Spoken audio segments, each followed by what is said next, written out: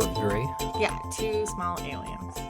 I think I could beat up quite a few. If it's like your classic short gray, I think they're like 4 feet tall. Okay, maybe 5. They're like, oh, you went from 2 to 5. Well, because I was thinking they were the same size as me. Like a tall gray.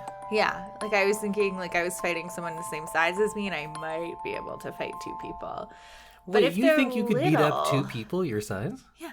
So like 2 of me, you could beat up. I meant like 2 Samanthas attacking. So then how could you beat up 2 of yourself? It is by definition 2 of you. It should be twice as powerful. But it's 2 separate versions of me. They're not attached. Yeah, but why do you think you could beat up 2 versions of yourself and not just exactly tie one of you? Because it's you. I don't know. It seems like it made sense at the time. How many can you do? How many Samanthas could I fight? Yeah. Or how many aliens? How many aliens? Tall whites. Tall whites? I don't know about the tall whites. Can't they run really fast too? I don't know. I don't know much about thought that tall was the whites. one that could run like 100 kilometers an hour. Or That's something. possible, but they're like all aloof and above us. They wouldn't fight us. They'd be like, "Oh, you silly little thing." The small grays, though, I think I could beat up like 5 small grays. They have weak little legs, I think. So I just start kicking knees, Yeah. get them to the floor. Then you know what? They're like 30% eyeball. Then you start kicking faces. Then I Get think eyes. I could fight like five small grays. Lots of kicking. I'm good at kicking. All my strength's in my legs. Good to know for when I had to fight 2 of you. But a reptilian? I'm like, look up here, look up here. I'm waving my arms in the air because this is a podcast. You can't see me. But as you said, this is a podcast. Podcast. It's called I Love This, You Should Too. My name is India Randawa, and with me is my alien fighting co-host, Miss Samantha Hees. You can't, when you do that, they can't tell that you're doing a thing. Oh, sorry. I was punching Yeah. triumphantly. And good. now I'm here with you, my love, and we're going to talk about India. But more specifically, The Darjeeling Limited. well, let's get into it then. I said that I liked this movie a lot after I saw it one time. Maybe I said the word love because that is the name of the podcast. I think you loved it. And I like it. I still think it holds up. I don't get why it's the most hated of his movies. Actually, maybe I do get why. And I feel like when I explain what I like about this movie throughout this podcast, it's going to be a lot of me arguing with someone who's not here. Mm-hmm. Like pointing out, I get what you think is wrong with this, but let me tell you why you're wrong. Well, to avoid all of that, I'm going to agree with you. You Like it. like it. Like it a lot. It was very enjoyable to watch. It was cool to see the like colors and the opulence that I come to expect from a movie by Wes Anderson. And I think I didn't love it, but you have convinced me before from really like to love. So here we go. So then let's start off with, what do you think is stopping you from getting to that level? Are there little criticisms you have, or just on a whole, it didn't quite get you there? On a whole, it didn't quite get me there. I enjoyed it. I think I enjoyed like the look of it, but I don't know, it just felt a little disjointed to me and maybe just didn't quite hit in the right places that I'm like used to. Tell me more about that, because I think I kind of agree with you. The flow and the tone of this movie is a little odd. Mm-hmm. Like, we get our big, heavy, sad moment right in the middle of the film, and then that has a flashback sandwiched in the middle of it. The act structure of this movie is a little strange. It's a little different than what we're used to, I think. So that's kind of like, because you start out and their dads died and they have all this like matching luggage and you don't get explained, like that doesn't get explained until like most of the way through the movie. It made it hard to get absorbed into the story because I kept thinking like, did I know that? Did I miss something? Am I like not understanding this movie at all? Which like wouldn't be an unusual thing for movies that you bring me. So I was like, is this another like movie that I just don't get?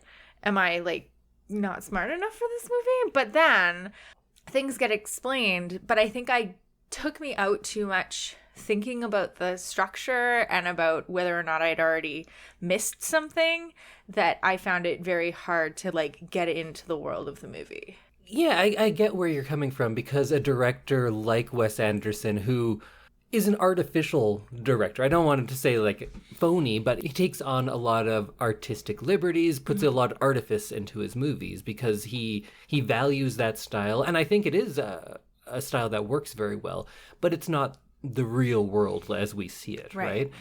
I get how you can look at something like his work and then get caught up in the fact that it is a movie and have the expectations of a film and not just go along with the story. Right. And I knew like Wes Anderson is kind of a more, I feel like fancy is the wrong word, but like he's like a more studied, like film studies kind of a more filmmaker. stylized director. So he's very specific in the way that he makes a movie, and for a second I thought, I just don't get his style. And I think you kind of had the same thing when you're watching Chungking Express. Yeah. Wong Kar-wai, another very stylized director. So maybe it's just accepting the style as something separate from the story when it's not something we're used to. It takes a little bit of work to kind of do that. Yeah, I think that might be it. And I think that like takes away a little bit from the movie, which is why I didn't quite get to love. Maybe this, along with Chungking Express that you said, would be much better upon a second viewing. Maybe. Because I watched a good bit of it again today as I was kind of preparing my notes. And there are a lot of things, like the luggage you were talking about, that you appreciate them early in the movie because you get the follow-through and the explanation later in the movie. But would you say that you got distracted by material objects in this movie, and that kind of kept you away from appreciating the true core of it? Maybe. Just like the three of them. I knew that. That's why I was smiling as you were talking. Because there is a whole lot of that. But let's talk about it in kind of acts, maybe. So we have the beginning section where it's these three brothers on a train, and it's just them being dicks for like a half hour. Right. How did you like this section of it? I thought it was funny. This was something funny. This, and then like the last 20 minutes of the movie maybe were like probably my favorite parts, because there wasn't anything I was super guessing about. That's very not odd. That's something. I don't know. It's very what? But I really loved that middle sequence. And about 80% of what I have written down in my notes is all about that like 20-minute middle part. Oh, interesting. Yeah, so let's talk about this beginning section. I did find it really entertaining, and I thought it was a good way to get into it because I feel like you get to know these characters very quickly. Yeah, you definitely get some of their like proclivities right off the bat. I like a lot of the character work in this better than a lot of other Wes Anderson movies. And that's not to say that I like these characters, because I don't. They're very unlikable, especially at the beginning. But with most directors who have this really stylized approach to filmmaking, the character work tends to suffer. And maybe not suffer. I don't think it's something that's wrong with the movies, but I think if you look at the work of Wes Anderson, or I always talk about how I love Kubrick, very stylized, both of them. They have a sort of detachment from the characters. Yeah. It's like you're watching, I was going to say it's like you're watching a movie, but it is like you're watching Wait a movie. Wait a minute. It's like you're watching Kubrick's or Anderson's puppets up there. Okay. And they are more an extension of the director rather than characters themselves. Does that make sense? Yeah. But I don't think that's the case in this movie. I don't feel like the three of them are just branches of Wes Anderson serving his style. Right. I feel like each one of them is their own person, and they just feel like such brothers to me. They do. It's really funny because, like, looking at them, they don't really look like brothers. I think there's a lot of similarities. I could see Jason Schwartzman and Adrian Brody being brothers. But Brody and Wilson have that kind of thin, long nose. That Owen Wilson has? Yeah. Yeah, I guess. I don't know. They just seemed kind of too wacky, but then I remember that not everyone looks exactly the same in a family. Like your family. Not everybody in your family looks the same. So it's just something I kind of was like, I don't really believe them as brothers. And then I was like, okay, I'm getting over it. I'm just getting into the story. I believe them as brothers right away because of how they interact with each other. For sure. I don't think it's ever explicitly said in the movie, but it's very clear that Owen Wilson is the oldest, Adrian Brody is the middle, and Jason Schwartzman is the youngest. Right. I don't think they say it, but it seemed so clear to me. Owen Wilson takes charge of everything. I love his bits about how he just decides, like, let's be friends again. And I've created an itinerary for our spiritual discovery. And he orders for all of them. And he even says at one point, like, did I raise us? I feel like I raised us. And the two of them were like, no, not at all. No. And then the second brother comes along, and he's the contrarian. Adrian Brody is always against what Owen Wilson's doing. Yeah. And he's the one who's, I would say, most affected by the father's death, is taking it the hardest. And then Schwartzman is the youngest, and he's kind of a peacemaker between the two of them. He doesn't have any strong objections either way, but he seems the one that's the most lost and just kind of goes with what other people are doing. Right. And although each one of them is very different, I fully believe they all came from the same family. They're different people, but they all seem to have shared a common past. And I'm not sure if the director or if the writers, which was Anderson, Schwartzman, and Coppola, one of the Coppolas. What's his first name? Anyways, that Francis? one. Francis. No, not Francis. Not Francis Ford Coppola. But that family. Oh, okay. Anyway. I don't know anyone other than Sophia Yeah, and that's the Francis. daughter. Those are the only two that I know. And then there's this other one, and then Anderson and Schwartzman are mixed. It's a big family. Nick Cage is actually a Coppola. Really? Yeah, his real name is Nicholas Coppola. What? Yeah, it's a big film family. Wow. Yeah. I didn't know that. The only reason I know Francis and Sophia is because Francis Ford Coppola has a winery, and he named one of his wines Sophia. Also, The Godfather? No? No? All right, we'll get there. Now I really feel like I need to choose that pretty quick, but it feels like this was informed by people that were three brothers. I totally believed them as a family. As I got to know them, I definitely felt them as a family. When I first saw them all together, I didn't. But then, like you said, as they started to interact and as they started to have their little things, you could kind of see how they all clicked together, then definitely. You got distracted by the superficial and didn't appreciate what was underlying. I think what this podcast is telling us is that I'm very superficial. No, I'm. That's not what I mean. I mean that's like the theme of these characters, right? Because in the first act, they spend so much time on their material possessions. They're talking about the glasses, the suitcases, the razors. They're always obsessed with like belts and things like that. And it's not until they stop with all of that and actually have the spiritual journey thrust upon them that they're able to grow in any sort of way. Yeah. But we'll get there. I feel like I am very superficial because I spent my day picking out sparkly things to go with my wedding dress. You like sparkles. I do like sparkles. It's nothing wrong with liking what you like. True. If I like sitting and thinking, that's just as valuable as looking at sparkles. True. Both serve nobody but ourselves.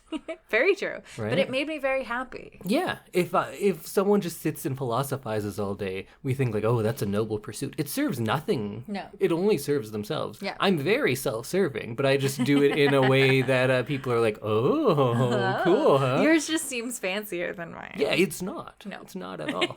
And again, that's my thesis for this whole podcast is everything's just as valuable. Mac and Me, The Godfather. It's all great. Oh, Mac and Me. Your favorite romantic comedy. Oh, I love Mac and Me. It was so romantic when that alien wanted to date that little boy in a wheelchair. Classic love story. So one of the things I worried about in this movie, in my second rewatching now, that if I would appreciate the things that are often described as quirky. I tend to really hate heavy-handed quirkiness and heavy-handed symbolism. Right. I would argue this movie has both. It's true. As you were saying that, I was like, no, but this is like, that is Wes Anderson, though. True. That's like Wes Anderson to a T, other than how like colorful and beautiful his sets always are. I think you like overtly quirkiness and symbolism. I like symbolism, but I'm going to try to defend the quirkiness of this film. I think this is the limit. Okay. I don't think this gets into Juno territory. I think that their little quirks are derived from something in the character, and I think they have real world payoff. And I think that's the difference from just answering a hamburger phone and being like, hey, home slice, I'm quirky. Fucking Juno. I hate that movie. Rethinking my pick for next week. Oh, I would love to talk about Juno. No, but I don't want this to be another Bride Wars situation. But you hated Bride Wars. I did. But you would also hate Juno if you watched it again. Yeah, you're right. We should do Juno. I'd be thrilled to do Juno. Okay. We'll talk about it later. But what are some of the quirky little bits about this movie that you feel are overt? I liked, like we were talking about the brothers and their little things. Some of the bits that I liked was like Owen Wilson deciding what everyone was going to eat and be like, if you want this, put up your hand. And then was that Angelica Houston? Yes. Her doing that exact same thing, like that was funny. I like that a lot because it shows what a lot of this movie is about, and it's about abandonment and trying to cope with that. Yeah. And they were abandoned by their parents, and Owen Wilson's way of coping with that is taking over. Over and doing it himself. Yeah, exactly. So again, I feel like I like that because it's a character-based thing. Yeah.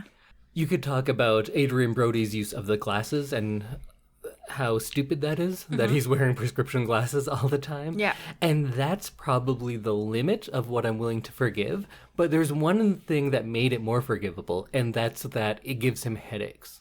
Yeah. If he just had the glasses and like, look, it's my dad's glasses.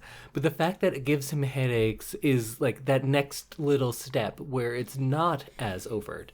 It's showing that there are real world consequences to their little idiosyncrasies, and that his inability to deal with the loss of his father has consequences for him as well. Yeah, absolutely. The other thing that I thought was kind of funny, and was when I kind of started believing that they were like brothers, was when they were kind of passing around the pain medication. Yeah, that was good. I like that a lot. They all had a little like nighttime ritual, and part of it was just taking medication before bed, and they were like, oh, here. And then they take the next thing and like take some of that and then take the next thing. And then they'd all get into bed and turn off the light. And that's what helped make it feel very much like a family, because things like that are so normal for the three of them. But to me, that's like a crazy thing to do. But I think it's funny. But I'm forgiving of these quirks, and I don't think they get into the silly. Well, maybe they are silly, but I don't think they get gratuitous, because I appreciate that there are things like the glasses, like him going and getting this poisonous snake, that all of these things are not just like cute and romantic. They have real world consequences, and I think that's what separates it from those movies from your hamburger phones in Juno. Right? There's like a point to it. It serves the story and it serves the character. Right. And yet, it is kind of silly a lot of the time. But if you do those two things, I'm going to forgive it, especially in a movie like this, which is so stylized that it's not reality. Wes Anderson's world is not our world. It's something a little bit different. So if these characters are a little bit more over the top than in like a crime drama, I'm going to forgive it, because that comes along with like these saturated colors, everything being symmetrical and pristine in a lot of ways. That's just another facet of this world that he's created. So that's why I'm forgiving of these obvious quirks and over-the-top things like that. And then there's also some symbolism that's over the top, but I guess we'll address that when we get to that point of for sure. Are there any other moments from this kind of first act on the train that you liked a lot or didn't like? I don't know. I didn't like the snake. That's personal preference, though. I don't know. I feel like at that point I wasn't making a decision on whether or not I liked the movie. I always try to give it like a good length of time before I make like a decision. Sure, but not decision based. You can still have things that you enjoyed in that sequence or did not. I liked their little cabin room in the train. It was very close quarters and like it could seem manufactured to make them like have all those little neurotic things come out because you're so close, and these are like grown men who probably aren't used to sharing a room anymore. So that like it was almost manufactured to make all that happen. And it kind of reminded me of, is there a Wes Anderson movie where kids at camp? Moonrise Kingdom. Yeah, it kind of reminded me of that. Because it's like bunk beds and like... Right. Yeah, like that kind of was what I was thinking of. But yeah, it was almost like childlike sleeping arrangements with like the bunk beds and them being in such a tiny little room. And when you're with your siblings, I feel like they all kind of revert to their childhood selves. Yeah, and that's exactly what it seemed like. And I feel like they also put up very unguarded versions of themselves, right? Like you don't pretend to be something you're not with somebody who you like were in diapers with. Yeah, exactly. Yeah, there's definitely a like reverting to how it was, how it always was, right? Like that's like the good old days, that kind of thing. And they definitely seem to revert back to all their little like fights and dislikes of each other, and also like a nice sense of brotherly love. Maybe later. I didn't feel the brotherly love coming through in that first third. Maybe I'm like, maybe not brotherly love, but like them kind of clicking back into the space that they've always occupied in the relationship. That's, yeah, very true. Like back into their brotherly roles. Yeah, roles is a better word. But yeah, like they really seem like they're like, okay, well, this is who I am and this is who you've always been and this is where I go. And then all of a sudden they're just like, here you go. And I think that also makes some of those more overt symbolic things more forgivable because they have reverted to this childlike stage almost. Yeah. So, and they speak their minds so clearly.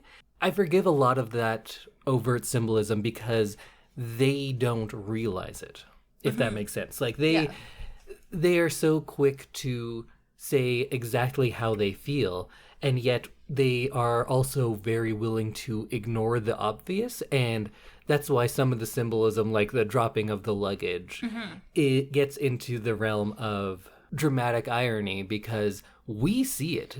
Yeah. Us viewers completely understand their relationship, and we wish we could just tell them, like, look, here's what you guys need to do, but they can't figure it out on their own. Stop doing that. They have to take that time, and he's trying to figure it out on his own. Owen Wilson's character, he's so desperate to find meaning, but in that desperation looking for meaning, they ignore all of the obvious things.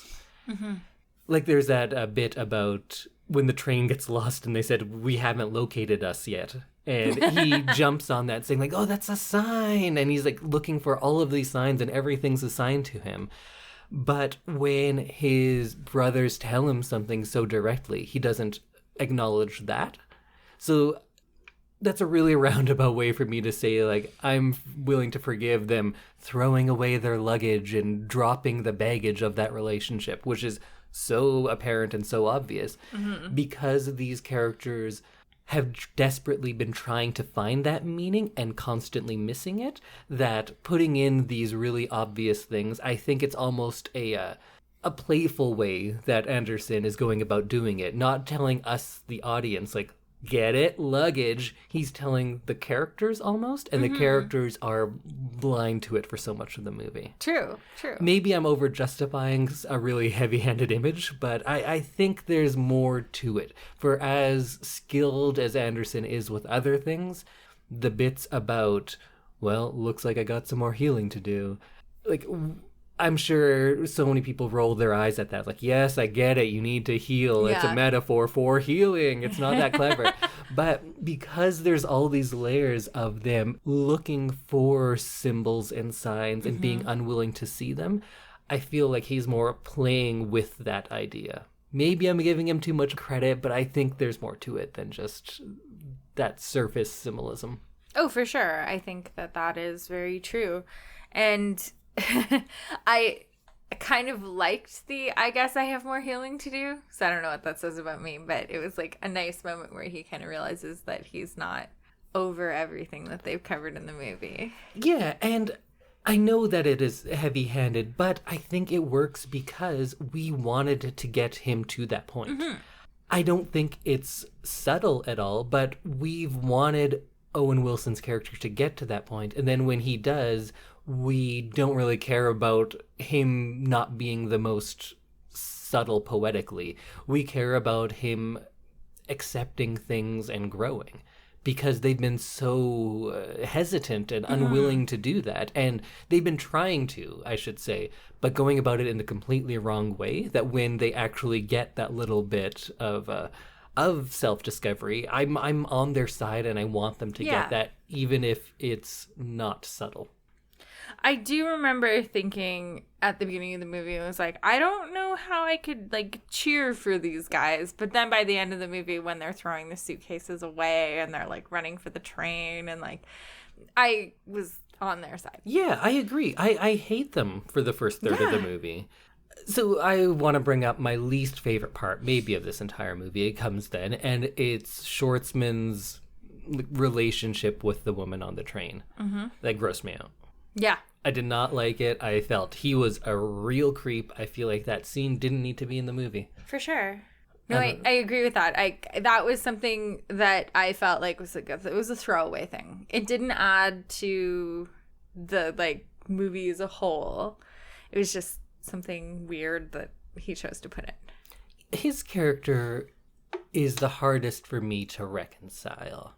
I don't quite get where he's coming from. There is a short film called Hotel Chevalier that is about Schwartzman's character and Natalie Portman's character, who we see for about half a second in this movie. And that's the girlfriend that he's always talking to on the phone or checking her messages. But that relationship is not exactly spelled out for us, and I'm not sure why he's acting that way to the woman on the train, and I'm not sure what that's supposed to tell us about him. It doesn't really add anything to the whole movie that he just wants to have sex with women. Yeah. Like, it's not like, oh, he has issues or, well, like, anything that gets called back on. I think there is subtle hints to him being so hurt with the way he's been treated by this unseen Natalie Portman character that he is trying to be mean. Yeah. He's trying to take it out on women, perhaps? Yeah. Because then he writes that short story about him and her, and Adrian Brody says, like, I like how mean you were. And he does his line that he always says, like, oh, it's based on fictitious characters. Yeah. But he stops himself and says, thanks. Yeah. So there is something there, but that's something that I need to rewatch now that you've seen the end, to go back and try to get what was going on there. It's not fleshed out enough for me. No. Also, I always have the, like, Google page up for the movie when we're talking about it, just so I have, like, actors' names and stuff. And I didn't realize that Natalie Portman was Jack's ex-girlfriend. There is this short film that you can watch with it. I chose not to do it. Is she in it? Yes. It's the two of them in a hotel room. It's like 5-10 minutes long. It's kind of the scene that he writes at the end. It's that. Okay. That also was a little bit icky. I didn't like the short because if there's ever a part in a movie where a woman gets, like, fully nude or near nude and the man is still fully dressed, it's weird. I think it's creepy. I think it's like a weird power thing. It is a weird power thing, like, take your clothes off. Yeah, I'm gonna, like, be in my suit. I don't like it. But either way, that icked me out, and so did his relationship with the woman on the train. Yeah, for sure. Like, he licks his finger that one time. Yeah. It seems not of this movie. I feel like part of the reason that he's so gross is because they were trying to make them not all good, right? Like, well, I think guys. nobody is good. I don't know if anyone is straight up evil. They're all like deeply, deeply flawed. Of course, but like you have like they can't all just be like searching for their happy ending, I guess. Well, aren't they? But I mean, do you know what I mean? Like, maybe I don't. Okay, so I feel like if you have 3 main characters, like we do, I feel like for a movie like this, you can't have 3 characters who all have the same resolution at the end. No, and I don't think any 2 of them do. But I feel like they all have to start from different points in their journey, right? Like, Adrian Brody is coming to terms with the fact that he has a son, and he finally tells his mom, I have to tell you about my son. And, like, he finally has the little sweater, and, like, it's cute, and he kind of comes to terms with his life as it is, and then wants to go back to his wife. And, like, Jason Schwartzman figures out that he doesn't need to be mom or dad, or mom and dad to everybody. Do you mean Owen Wilson? Yes, Owen Wilson, sorry. Mm-hmm. Yes. Owen Wilson figures out that he like doesn't need to be everybody's mom and dad. Mm-hmm. And he kind of comes into himself and figures out a few things for himself. And I feel like Jason Schwartzman starts from like a way farther back place because he's kind of gross and creepy, and like then comes and meets the brothers at their like kind of resolution, I guess. His seemed to be the least clear journey to me, Schwartzman's. True. When you said that and you pointed out how different their journeys, all 3 of them are, it made me realize I think it's the same. What do you mean? I think it's all about abandonment. Wilson's character is trying to replace the parent that has abandoned him. Right. Adrian Brody got married assuming he would get divorced and now doesn't know what to do now that he has a child. Uh-huh. And he even says, I think he has a line about why he thinks that way. It's like, it's the way we were raised. Yeah. We are raised to believe you will be abandoned. Yeah. So his comes to that as well. Yeah. Schwartzman's is a little less clear, but I think there is definitely, there's these ideas about him following a woman around the world and she keeps leaving and he keeps leaving. So they are quite literally abandoning one another, taking turns doing I feel that. like his like whole casual sex storyline is very much like he wants to feel like he's doing the leaving because Natalie Portman keeps leaving him. And so he feels and his mother left him. And that, yeah, exactly. So I feel like that's how he's gaining his like feeling of control back. Not that it's actual control, but he feels like he's like, haha, it's one thing that he can control. I'm getting off the train now. But then it was the strangest thing that he says to her when he leaves, thank you for using me. I think he's acknowledging that he has some like kind of screwed up feelings towards like hooking up. Yeah. And he's also trying to like make certain that she knows that this isn't like a thing. Well, I think that wasn't in question, but I'm sure there's people out there listening right now like yelling at this podcast saying like his journey is so clear, it's blah blah blah blah blah. But I didn't quite see his journey all the way through. Yeah, like it was a murkier one for sure. I don't know why it took until this conversation right now to realize like, yeah, this whole movie is about abandonment issues. That's what it's about. It very much is. Because there's moments earlier on in the movie that you don't quite get the gravity of. Like when Adrian Brody reads the short story in the bathroom. Because it's the story about the day of his father's funeral. Mm-hmm. And he's the one that's dealing with that the hardest. And that's one of my favorite shots in the first third of the movie. It's like straight on, as they do a few times in this movie. And it's Adrian Brody in the bathroom reading that story and crying. Right. And when you watch it the first time, you don't quite get it. But then we get to see this flashback and we get to realize the importance of when he's saying like, oh, I didn't yell like that, or, oh, you really captured the moment. And then we get to see the flashback actually happen and we know what the story was about. And it just infuses a lot more gravity and meaning into this shot of a man crying in the bathroom 30 minutes earlier in the movie. Yeah, that was definitely like a powerful thing. Like they were trying to be all macho and grown up for each other until they all got like comfortable again. I'm theorizing wildly, but that Bill Murray beginning. Yeah. Do you have any thoughts on that? Not Really? Before I was just like, it's just a funny bit. He works with Bill Murray all the That's time. kind of what so I was threw him in there. thinking. But now, since we're like theorizing all this abandonment stuff, isn't Bill Murray the representation of a father figure, the ever absent father figure? Yeah. Because he is like older than them clearly, and then he's the one that doesn't quite get to the train. True. He's always absent. They're always missing him. Just like us, the viewer, is just waiting for Bill Murray to be there. Like, you showed me Bill Murray. I want some Bill Murray. Well, it's like that and Natalie Portman.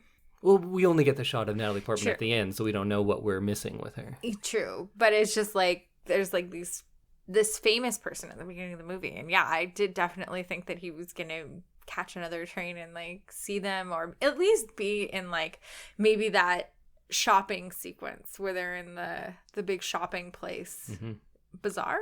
Sure. Okay. That is the word they use. Okay, those. I was like, I don't know what to call it. But yeah, like I almost expected him to like walk through a scene or something, like, because he's always in those movies. So He's the absent father figure for the audience. whoa, Whoa. I don't know. I think that kind of works. it kind of does. So then they're eventually thrown off the train, and that kind of brings up a big change in the movie. So there's the part about the boy dying in the village, and it's much more serious than the rest of the movie. And usually this part would come closer to the end of the movie because they're kind of concluding everything, and that would be their big epiphany moment. But in this one, it comes pretty much halfway. So how did you feel about that happening so early, or just at a different place than we would normally expect it?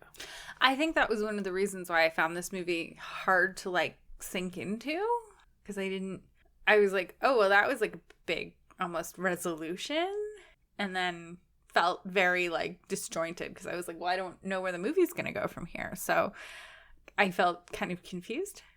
Yeah, I think this, for me at least, this part works because it's an entire reset for these characters. Because the first third is them trying to force a spiritual journey, which of course is something that you can't. And that's why I still think that this movie is like Wes Anderson's take on those airport novels where people discover themselves in India or wherever. Right. The Eat, Pray, Loves of the world. Yeah, I've never actually read that one, so I don't know. Maybe it's actually good. I got know. like halfway through and was like, this is dumb. But in this world, it's acknowledged that that's not something that's possible. So I like the take that he has on that spiritual journey, Right. because the answer is like, no, you can't just go to India and have a spiritual journey. That's not how it works. And after this whole village sequence, they can finally like focus on their own relationship or the relationship with their mother. So it really changes the focus after this point, because they're no longer searching for adventure because they had some sort of adventure thrust upon them. Right. So first of all, I love Irfan Khan's performance in this. He plays the father of the boy who dies. Right.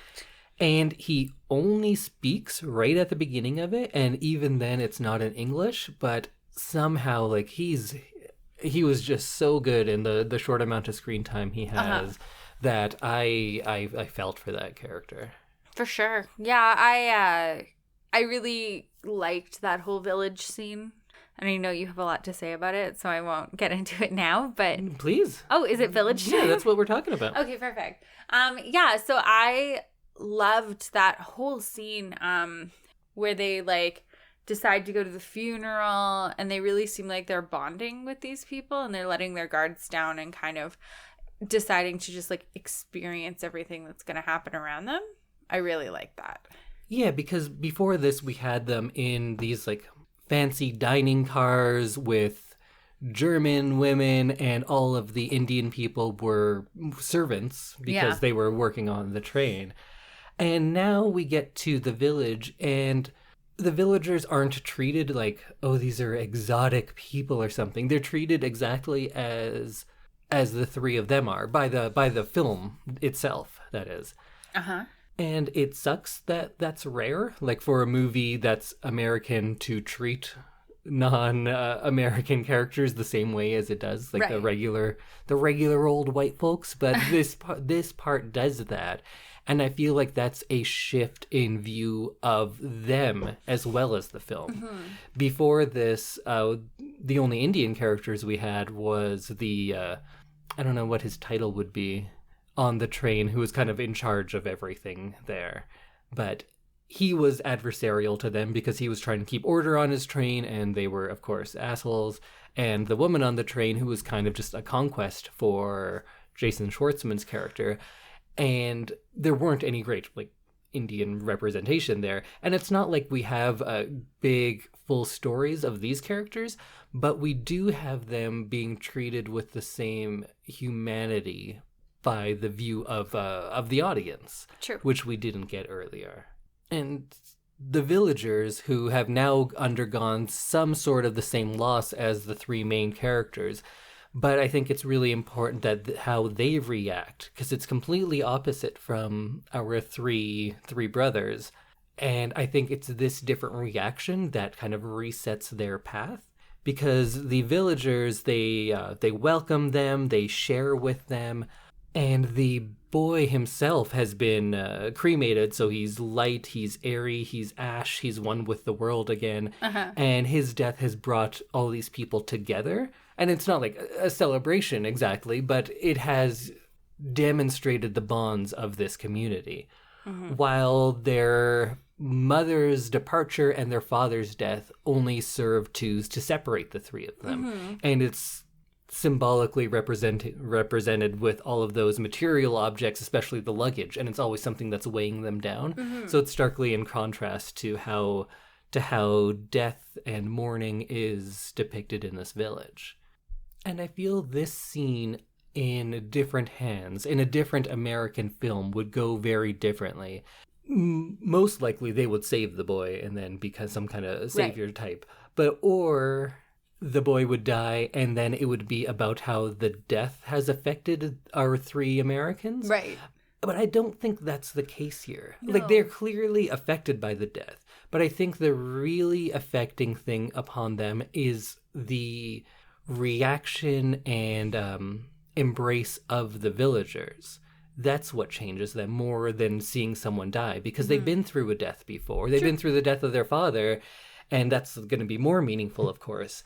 But what changes how they're looking at things is not the tragedy of his death, of the boy's death, but rather the example the villagers put forth of how they are maybe even strengthened, but at least comforted in their community. Yeah. And that's something they haven't seen before. And I think that's what guides them through the next half of the movie. They realize that there is strength in unity, which they had not seen at any point in the past.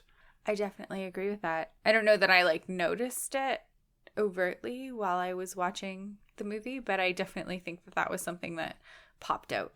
Yeah, and I think in some points they do make it a little more obvious, because they take time to put Adrian Brody with that baby in the village. And of course, he's the one who's terrified of this baby he's about to have. And then he just looks at them, the parents, with this baby, and he gets to hold it. And it's just a really calm moment. And it's time for him to reflect. And you can kind of see that going on. I hope it was Adrian Brody in that scene. It was him, right? It was, yeah. I was going to say, that would be silly if they put Schwartzman in there. No, it was Adrian Brody. So you get to see him working on all of his stuff at that point, too. And then, of course, they link it to the abandonment by the mother and the death of the father even more by putting that flashback right in the middle of all of this as well. So we get to see these two funerals juxtaposed with each other to really highlight the differences of how both of these groups are handling the death. Right.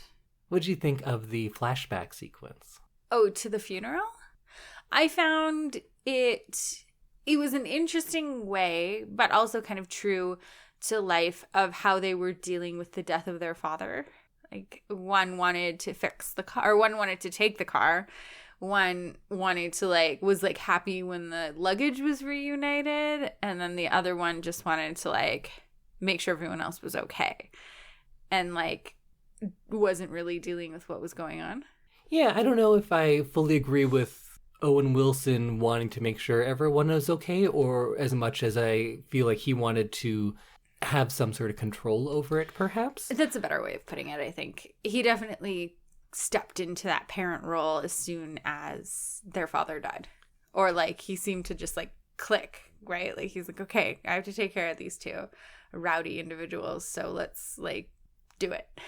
I also liked how forgiving the mechanic was, because when he's just like, oh, you're the sons.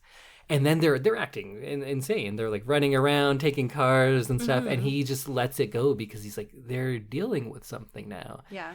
And I did like how this death affected them, because how irrational Adrian Brody was. But it still seemed within the realm of reason to me. Yeah. It seemed like I could see that character behaving that way because he didn't know what to do. And it seems like he still doesn't. It's been maybe a year since the father's death, something like that. Yeah. And he's still not dealing with it well at all. No. None of them are, really. It seems like it affects the other two less. Or I think it's just in different ways. Yeah, maybe.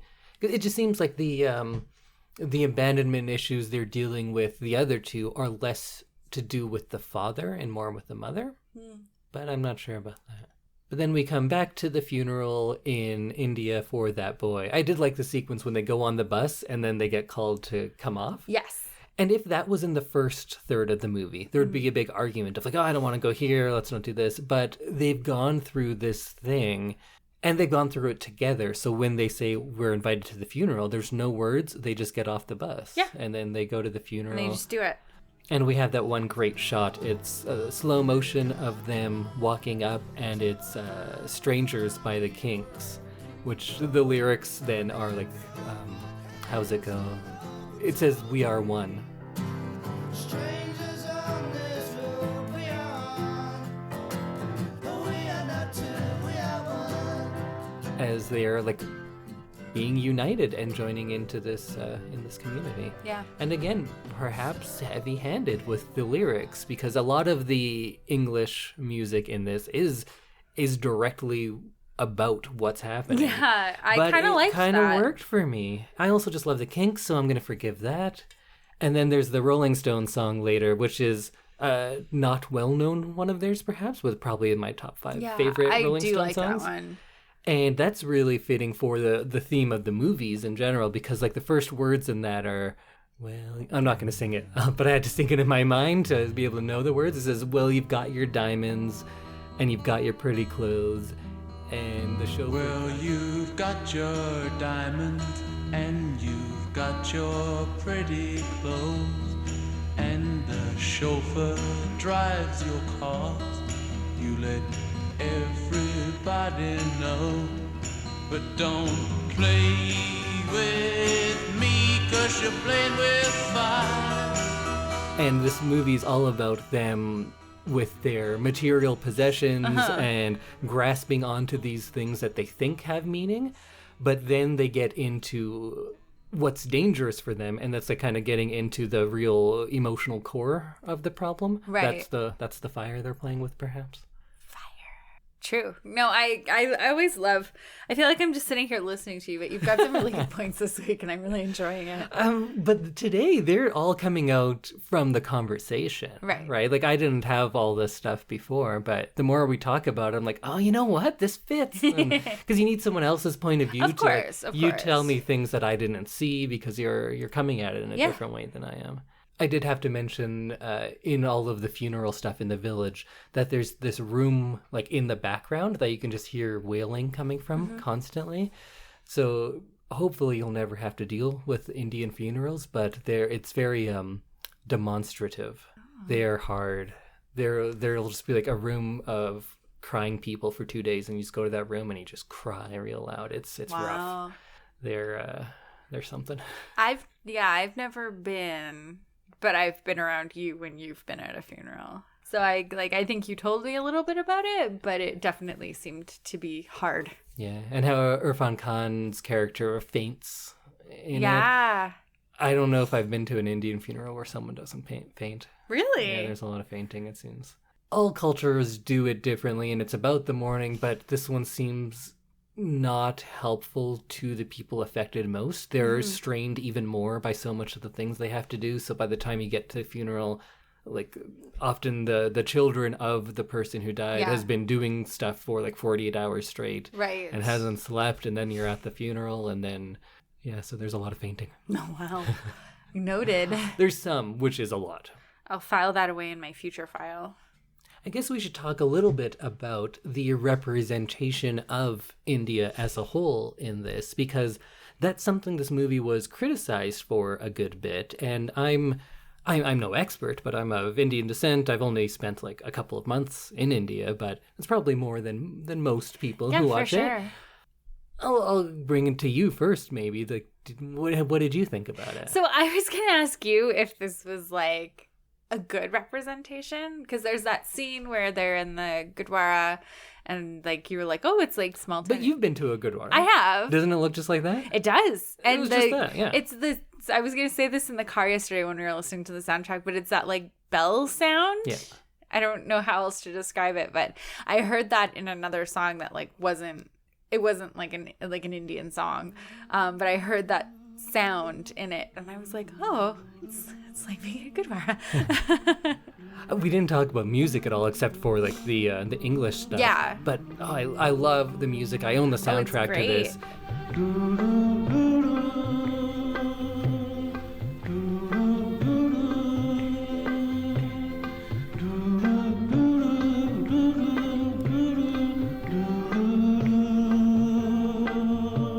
It's all of the what's the director's name? Satyajit Ray.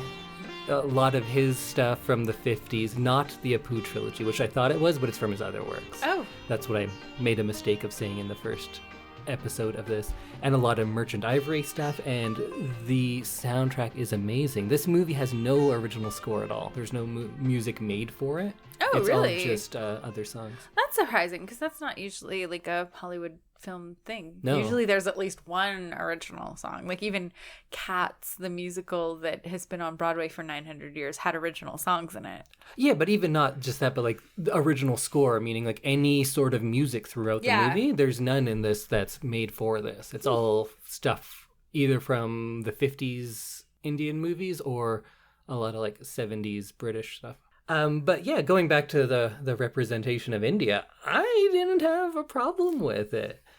I do in 90% of non-Indian movies, how India is depicted is always like really bad, not like negative, but just do some research. Yeah. It always bothers me when like there's a few things you see a lot. People wearing religious turbans, because there's a difference in the types of turban. Right. So people who are wearing the religious ones, but then they don't have a beard. And I was like, if you were of that religion to wear that, you would have never have shaved in your life. That's part of the thing. And they mix and match religions and languages that don't go together, because they're just like, it's all brown, whatever.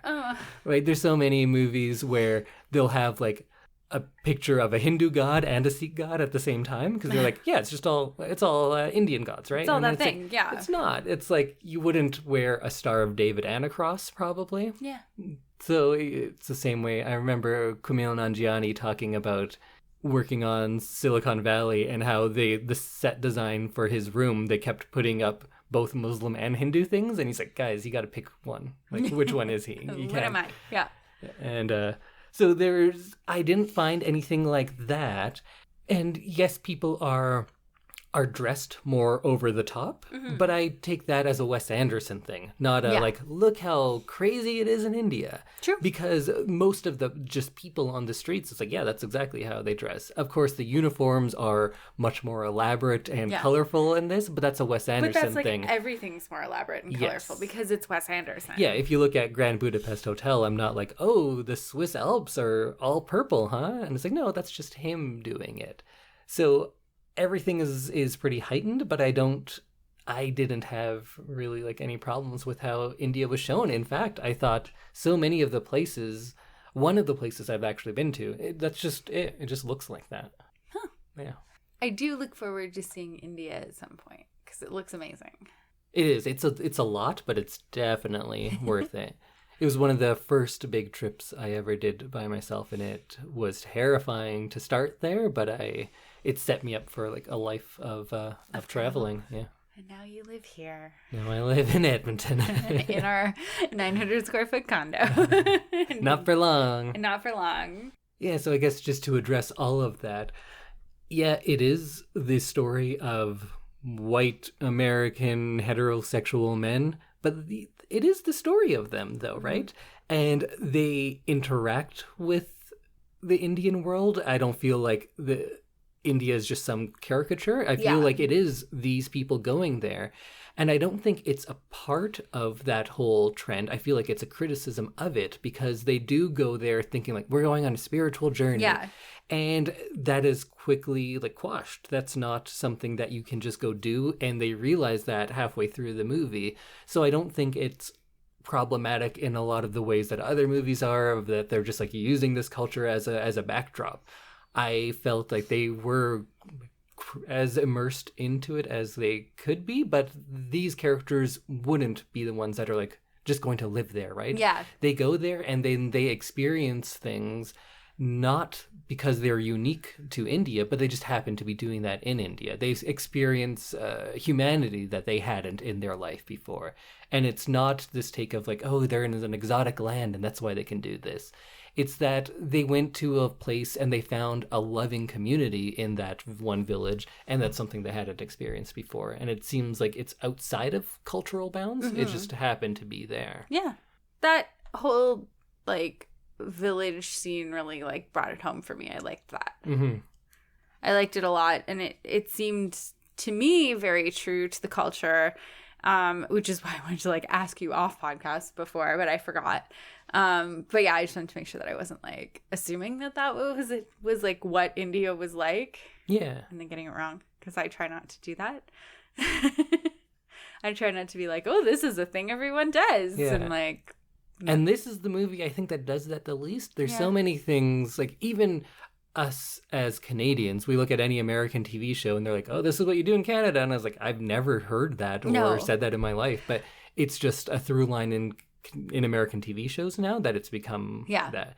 And I feel like this is pretty free of that. I was listening to a podcast yesterday, I think, and they were saying like, oh, it's like hard to read this thing that we're reading because the author is Canadian and they tend to put A in a lot. And I was like, no.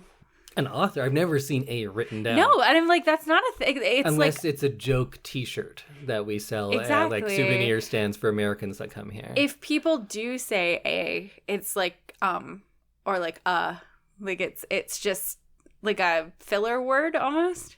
But yeah, you never see it written, and I was getting kind of upset while I was listening to it because I was like, no, like we don't write A in like emails. Like I'm not like, I'm gonna start. How about next Tuesday, A? Oh yeah, I'm gonna start, eh? But yeah, I found that upsetting, and I feel like that's something that is like commonly misconstrued about Canada, and it's so like never gonna be fixed. Yeah, we don't fucking talk like that, eh? No. Grab another beer, eh? Is that your Canadian accent? Yeah. Just fucking give her, Samantha. I can't. Just do it. I feel like I did a good accent the other day. So then that seems to have given them some sort of resolution, and they go to fly home. But of course, they stop and realize that they have to go confront their mother, even though she doesn't want to see them. I found this, like, the whole mother sequence in the convent, I guess, very confusing and, like, kind of throwaway-ish. Like, it didn't really add much to the story. What was confusing about it? I don't know. I feel like she didn't need to be in the movie. And I feel like the extra time they spent on it was just kind of, like, too much extra, almost. I felt like it would have been really good if the mother hadn't been there at all and said, like, oh, this is where I live. And then, like, nobody knows of her. Like, she's really trying to hide herself. I think that would leave it too open-ended. Right. And although she does leave, I think the reason they go there, meet her, and get abandoned again is that maybe what this movie is saying is that, like, you can't fix everything. Mm-hmm. You can't resolve all of your issues. Right. Sometimes that's just the way things are. and it's up to you to move on despite them. Like, we get maybe hints of that in the village scene, because we have this group coming together, not questioning why this boy died, but he did, and yes, they're upset about it, but they don't forget, but they move on. Right. The three of them have been unable to move on after their mother's abandonment, or perhaps after the father's death, depending on which one, to varying degrees of both. But having them go meet the mother, you think that they're going to get some sort of closure, but then she abandons them again. And that's their closure. Right. It's not neat and tidy in a typical movie way, but it is kind of what they needed, because it shows them, like, some things you just don't fix. Some things are broken and you go and you move on despite them. Well said. That's what I think of it.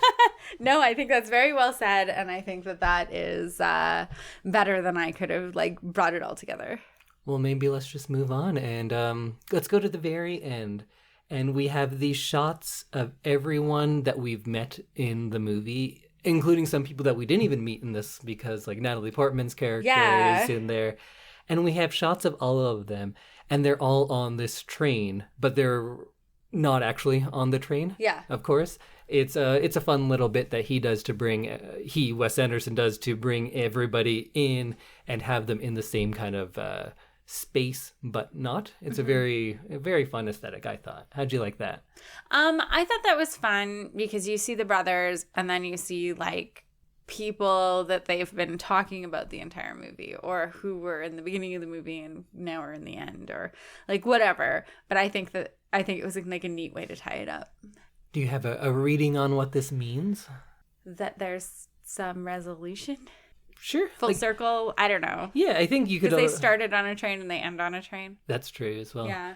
I think, like, a basic reading is you could say that, like, everyone is on their own journey in some way. Like, they're all going somewhere. Even if they're in a hotel room, they're all on this journey.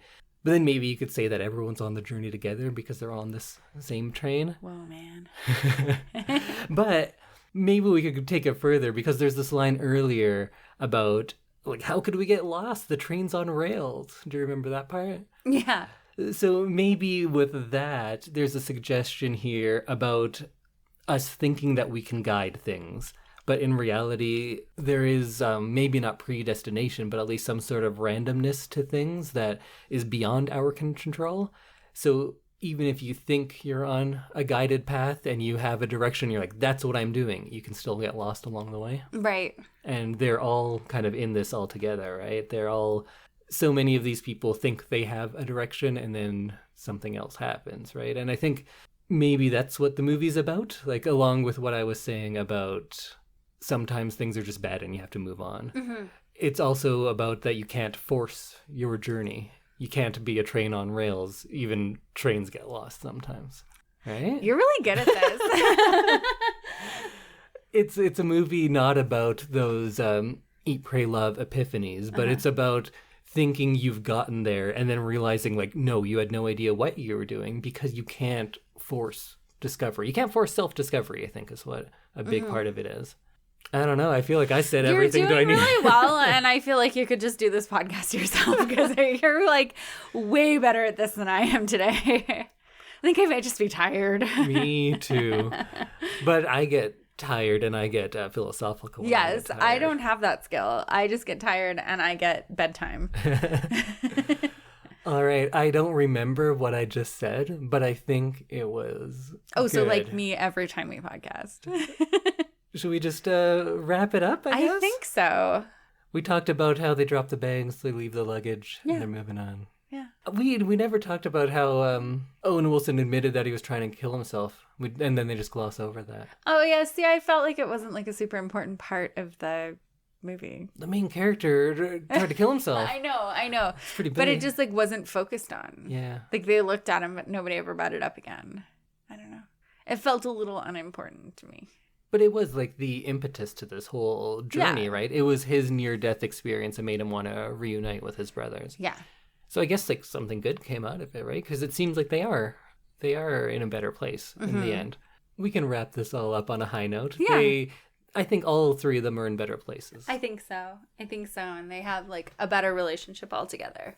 Well, I'm only confusing myself further, so perhaps we should end there for today. Sure. Well, that was a very good movie that I really liked and that you loved. Sure, yeah. If we're saying 8 out of 10 is a love, I love it. Okay. Sounds good. I think I'm like 7 out of 10. Well, we will see you next week when I reveal what we will be watching for the following week. And we'll have a couple spoiler-free things of the week that we're really into. And we'll see you next time. Bye. Bye, everyone.